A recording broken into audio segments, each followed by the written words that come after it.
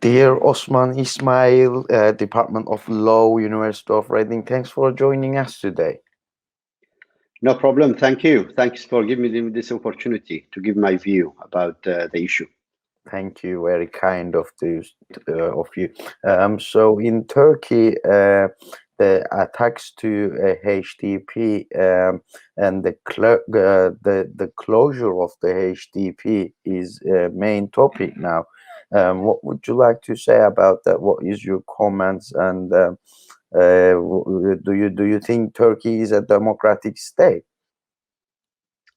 Yeah, this has been continuing for a while. I mean, after the file was given to the head of the prosecution in Turkey about the closure of the HDP. I think this is really a very discriminative kind of policy that the Turkish state are at this moment is doing against one of the political party which is comprised of different ethnic minorities as well as religious minorities in the region. In some ways, this is a total kind of slaughter of democracy as well as human rights and against the rights of women and children and anyone who really supports this party. And the party is not the kind of to say that it's only it has committed any crime or they have a just kind of justification, a criminal justification or any other justification. Although they say that they have filed, but Turkey this is more political rather than a legal issue because as the election is coming forward and Erdogan has lost the Istanbul seat and I think Ankara as well is very weak there. And the issue is also there is a kind of pressure by MHP, which is a kind of very nationalist and fascist party in Turkey, and really in many ways we can say that legally, politically, economically, as well as culturally, this is against the will of the people who represented by the HDP. It's related with the closure attempt of HDP, but what do you think also about the removal of the HDP MP's immunity? Do you think this is an attack to democracy? I think for a candidate to be an MP, it has a support from people. So those people has given or have given their votes in order to represent their votes in the parliament. So unless that person has committed a criminal act against the law of that country or against the law or against the principles that he's been elected of, then otherwise it's a complete slaughter of democracy and the human right and the violation not only of the MP but also the people who gave vote to this person to represent their will and their views in the parliament. As far as I am aware, it's kind of what the Turkish government does. I mean, that started not now. I mean, started basically when ISIS raised to power in Syria, in Iraq, and then the people tried to really to be against the kind of the foreign fighters coming to Turkey and joined to Syria. And from there, I mean, of course, I mean, the Kurdish regions, the places which are populated by Kurds, is right where beside the borders, which also the Kurdish people live in Syria and also in Iraq. I mean, I can remember very well now in 2015 when ISIS attacked the HDP members and they killed hundreds of them and injured hundreds more. The Turkish government didn't do much about it, and it said that it's ISIS attacked Turkey, but in reality attacked Kurds. So this is not about only really stripping off the immunity of the MPs who are in the parliament, but it's against the will of the people. And I believe really it's against the human rights. because the rights of the people have been completely violated, whether it's the right constitutional, according to the constitution of Turkey, or it's a kind of Turkey, it's part of the European Court of Human Rights, in many ways. Looking in a different, from a different perspective, this is a kind of political. For example, in 2016, when what they say is coup d'etat occurred in Turkey, then the state of emergency erupted, and after that state of emergency, then the constitution in Turkey is just became really a paper. Apart from the paper, it doesn't have any jobs there, because Erdogan took control of all the institutions and changed it to whoever he likes, and assign those people who really support the HDP. Then the MHP became part of the government, then try to enforce their views within the government on Turkey. So this is really, it's not about, I don't think it's about law.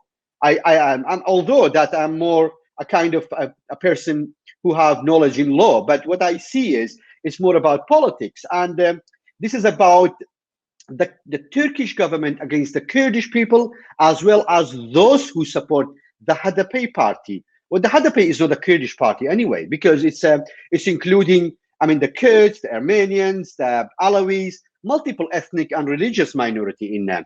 As I think, as we are that Turkey is approaching a new kind of a new election, I think they try to get rid of HDP, although this is very difficult, because in the past, I think Turkey has tried many times to close the parties represent the minorities, or I don't like to say minority, but the group is who do not have power in Turkey. But the same thing, the same approach, the same discriminative approach now is taken against the HDP, and this is against the whole people. I believe this is very difficult, because I believe the HDP members and all the other members should come together to strive for their rights. Strive for their rights. Thank you. What can the EU constitutions and communities do to challenge governments to take action in support of HDP? As you know, the action is louder than words. It's a kind of to do not with internal policy of Turkey, but also the international agenda in the region. I think the European Union should come together, and they really take this seriously, because this is not about only a country that probably committing a kind of simple human rights violations. This type of approach is taken by MHP and AKP is leading to genocide. It's a genocide not against the people who live inside Turkey, because we saw that in 2015, where the government used its military against its own people, and that was very clear, because there was a court established, and then there was a war crimes committed, and not much really done about it. And again in 2017 and then onwards, from then we can see that Turkey is not only committed by human rights violations within Turkey, but also in Syria, in Libya, Azerbaijan, supporting Azerbaijan against Armenia in Artsakh or Nagorno-Karabakh. In Iraq, I mean, civilians have been killed on many occasions. And this is something to do with not locally, it's an international. And I believe it's not about the issue, only EU institutions, it's about the United States too, because Turkey is a member of NATO. And what Turkey does is really playing around and playing on the ropes. And I think the United it has taken advantage of the United States' I would say weakness in the region, because now China is rising to power, and Russia is rising to power in the region, especially in Russia and in Syria, as we saw in the past few years. And Europe is scared of Erdogan or its policy. And really, we saw just a few days ago that he didn't give a seat to the head of one of the European institution who, because she was I think because she was a woman, and this because this a couple of weeks ago, Erdogan, the government of AKP or Turkey just withdrew from a convention that was established in Istanbul, the right of women, and that is a kind of leading to international human rights violation, leading to kind of crimes. We can see that crimes committed, international crimes committed in Syria, in Libya, in Iraq, and in Azerbaijan. This is all around Turkey, and also all around foreign fighters were transferred all over from Syria to Azerbaijan to Libya. So, I mean, the European countries, it's not about human rights anymore. I think it's a kind of about international crimes. And the European institutions should take a very real action against that, and they should be very serious about dealing with Turkey, because it's European countries that give this power to Erdogan and its institution and Turkey. We should look at more carefully and more deeply that Turkey doesn't want Turkey to be within this border. Turkey wants to act on Misaki Milli. And that Misaki Milli means the trouble for Greece, the trouble for Syria, the trouble for Iraq, all of them, and even Armenia. I mean, all these countries, and probably the Caucasian country, and Russia as well. So really, the power of Turkey is not only against HDP. So it's not about HDP itself. HDP, it's only is blamed for because it gained seats and it tries to democratize the country. It tries to bring more rights to the people to represent within the government. Otherwise, we can see in 2000, I think it was 15 or 16, Erdogan frankly said to the United States, if you act like this in Syria, you probably need an Ottoman slap.